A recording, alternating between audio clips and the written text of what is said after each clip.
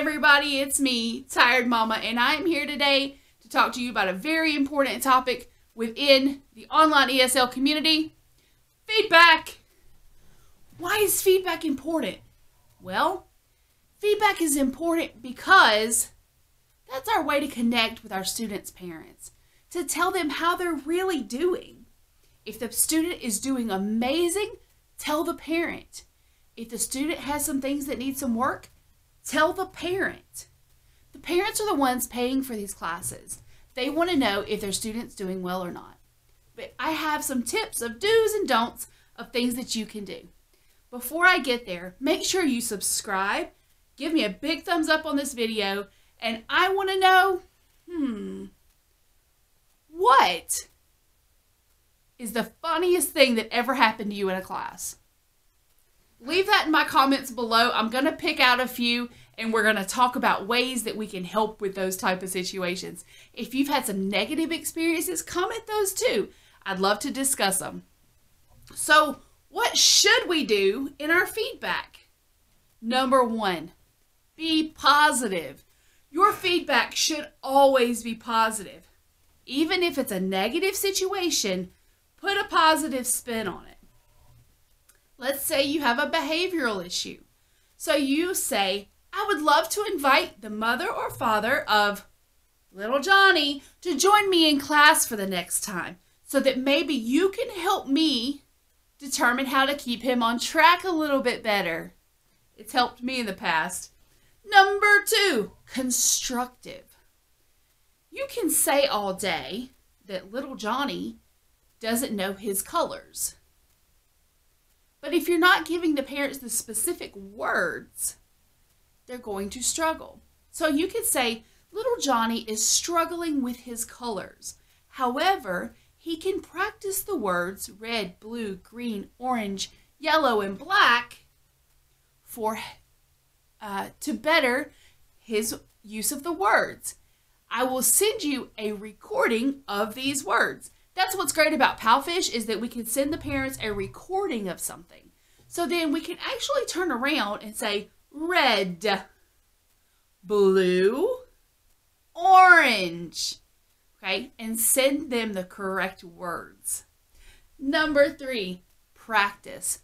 All feedback should always offer a way for the student to practice putting those words into practical applications.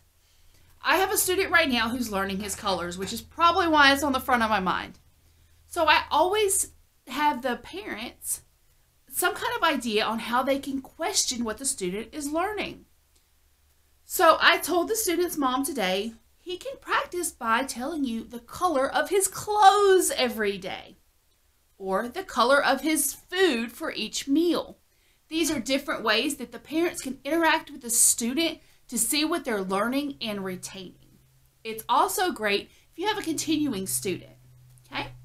Number 4, feedback should always, under all situations, be professional. What do you mean? Well, when we speak, pronunciation is important. When we write, capitalization, periods, and spelling are exceptionally important. I personally use talk to text for my feedback. It's on my phone. It's the easiest thing to do. Well, what do I have to do? I have to go back and I have to reread what I put because it doesn't do my capitals the way I like them sometimes. Or maybe I can say colon and it writes the word colon versus giving me a colon. Check and double check before you hit submit, because you cannot go back and adjust that feedback. Okay? Number 5, the last thing for feedback should say is, thank you for a great class, and I hope that I get to see you real soon again. Something along those lines help the parents remember that you truly want their child to learn. Saying, little Jill is a great student, I hope to see her again. While that is good feedback, it doesn't really give the parents a lot of confidence that you know what you're doing or that the student's going to learn a lot from you. I have Post-it notes and I take notes, and I have like a little key, like if there's an IT problem or a behavioral problem, I'll write a B so I know to go back and mention that. If you have a parent who is helicoptering and is not allowing the student to answer properly, you can say, I greatly appreciate your assistance in class today, but please know that it can be very hard for me to hear little Johnny over your voice at times. The parents may not even think about that, okay? Let's see. The 3 things that feedback should not be, okay? Number 1, it should not be critical, okay?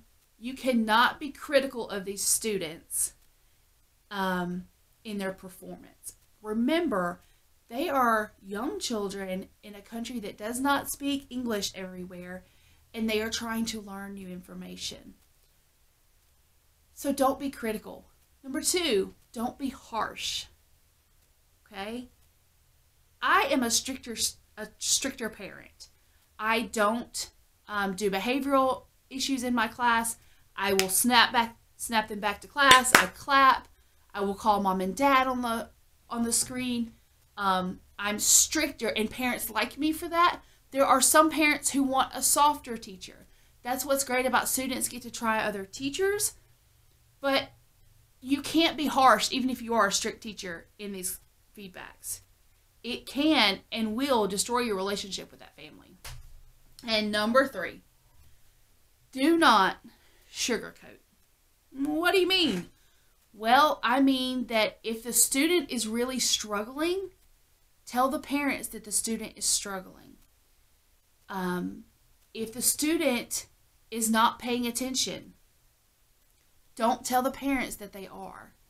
Come up with a positive, enthusiastic way to tell the parents that the student is having an issue. Little Jill is really struggling in class. She seems distracted by the television or by the toys on the table, which makes it very hard for her to focus on what I'm saying. Ask for the parents' help.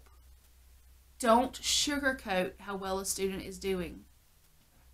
Something happens and that student ends up going to another teacher. And the parents think their kid is doing great because that's what you've told them. They're going to be very upset when that student goes to another teacher or maybe has a tutoring lesson in China, which a lot of them will.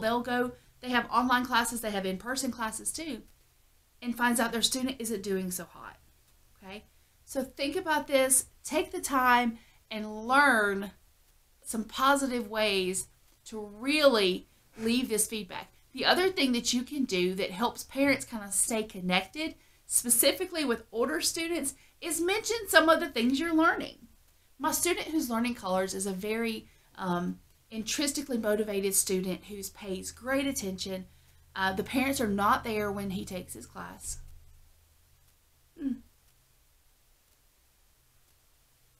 That's interesting.